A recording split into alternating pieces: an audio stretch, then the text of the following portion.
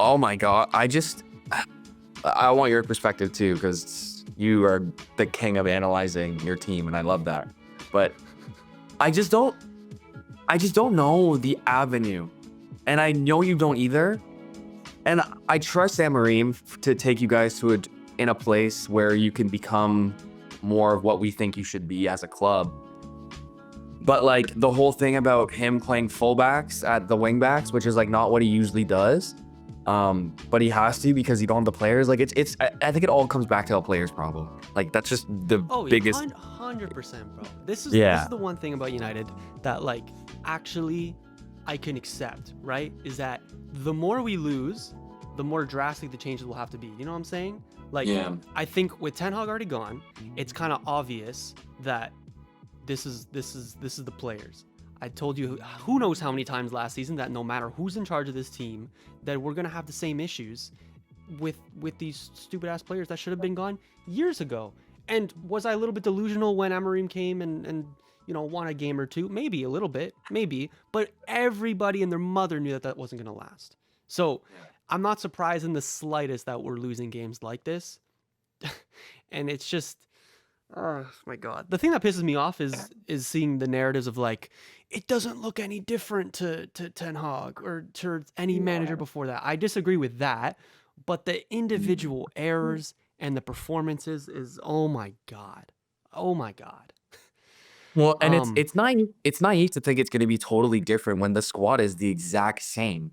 And it's not a squad that has this potential to play to an Amarim system and that you can trust them to play in a position that they're not used to. No, we know that this squad is not able to play many systems because they've sacked so many managers. So if you're expecting Amarim to come in and polish a turd, as Mark Goldbridge always says, it's not going to happen, right? Fuck yeah. Oh my God. You look so sad. It's like, it's the holiday season. Like, I feel so bad. It ruined my Boxing Day, bro. I was like, you know what? I'm going to chill in bed all day. I'm going to have the games on. All right. I see Chelsea lose in the last minute. I'm like, oh my God, what a day. They're finally humbled. Now United's going to take care of business against 17th place. Oh, wait. We're still shit. I forgot. Well, and maybe it's because I haven't seen you in a while and I miss you. And we haven't potted in a while, but like I genuinely feel bad for you right now. Like I usually kind of laugh, but no, you don't, mate. No, you don't. No, you fucking don't. Maybe not. Maybe not. You don't. Maybe. Fuck, man, bro. Oh my God. The fact that we like Delo looks so shit after looking like one of our brightest sparks last year is crazy. I have some sympathy for it because he's not a left back. Yeah. All right. But God, it's so rough to watch. And what about that Bruno red card?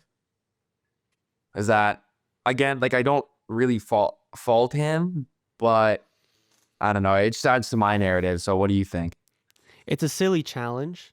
It happens, ironically, because of Delo. Instead losing of the ball, taking it on his left foot, taking it up his flank, he cuts back on a stronger foot, plays a shit pass to Bruno, who then has to overcommit and then tackle the player. We were in possession for that moment, like, oh my God. I heard from somewhere, I don't know if this is 100% true, but this is a crazy stat. United haven't started a Premier League game with a left-footed left back since Sergio Reguilon, back from over a year ago. Well, yeah, Shaw hasn't started. Shaw's been injured. He's made some sub appearances and came back for the FA Cup, but that's like a handful of starts. Didn't Malacia start? Malacia started, didn't you? Not a Premier League game, bro. Oh my God. Yeah. So we've had Delo there for basically that entire time. We've played Amrabat there. Remember him from last year? We played Amrabat there in that time. Oh my God. Who else did we play? I think Ugarte played there at one time. We played Anthony there for a handful of tries. That's crazy. It's crazy. It's even crazier when you actually watch United and every attack they're going down the left flank. What are we doing? Especially on the right side where you have Mazraoui and Ahmad right there. It's so frustrating, man. Well, and that's the thing too. Like, it's kind of unfortunate, like I said, that like you had to play. Mazraoui was at the wing back position in that game, right? Mm-hmm. And it's like the times that it has been looking well, it's been like a more winger, not a defensive per player there. You know what I mean? So again, it's just fitting into the system. Like you can't get the right juices out of the team if you're squeezing a fucking watermelon. Like, you know what I mean? It's not gonna work. That was I don't know what that meant, but I'm trying. Just, oh my god, bro! United need to buy a left back in January, and it sucks because I don't trust them at all to do it. We've been linked to Nuno Mendes, Alphonso Davies. I think Kirk has a little bit, but we'll end up with like a fucking, I don't know. We'll grab Marcelo out of retirement. Kind of move like that for United, bro. And that leads me to my next point, that how much should we really be trusting Ineos? Because I'm getting a little bit like, they got in bed with the Glazers over, I think, this time last year. And sure, they've hired a few people with some fancy names. But if you actually look at the moves that they've made, especially the Dan Ashworth move, then I have to be questioning them a little bit. And that's on top of them firing a bunch of staff, everyday staff, the people that are, just above the poverty line. They've canceled Christmas parties. They got recruitment wrong. They've even, I saw a story today, they canceled a fund for ex-United players that are living under the poverty line.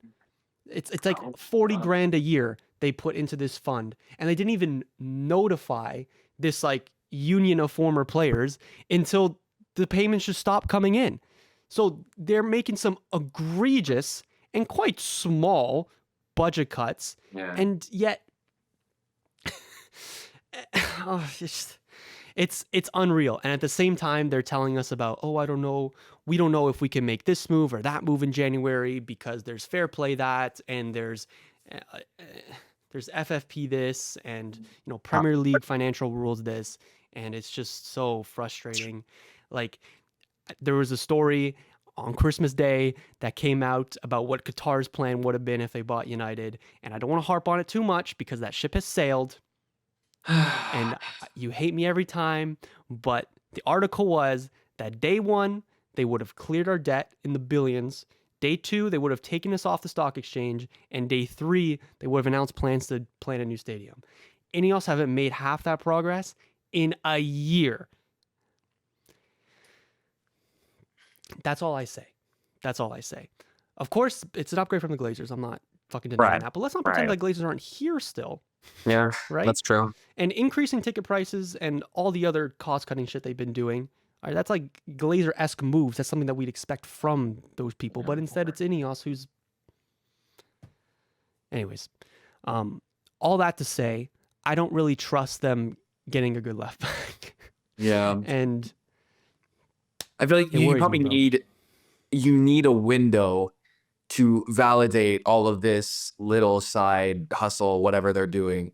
You need a good window, a positive window that can sort of prove to you that it was the right decision, prove to you that they know what they're doing. Yeah. So I understand that. I always harp on you for shitting on your owners and all this stuff. But I do understand that you do need one to just give you a little sense of security that this is the right way. You trust these guys to take you to a place where you want to be. Yeah. We did sign like some like Paraguayan wonder kid or something, but I don't know. He's like 16. I don't think like Diego Leon is his name. And I've seen the highlight packages. He looks good. Good little prospect for the academy, but what that cannot be our left back signing. Come on, lads. I think their summer window was good. I think the Ugarte signing's been good. The De Ligt signing's been good. Say what you want about Xerxes and those guys, but they have time. It's early still, and at least the bulk of their signings in the summer have turned out well so far, and they're long term. They're not old. Yeah.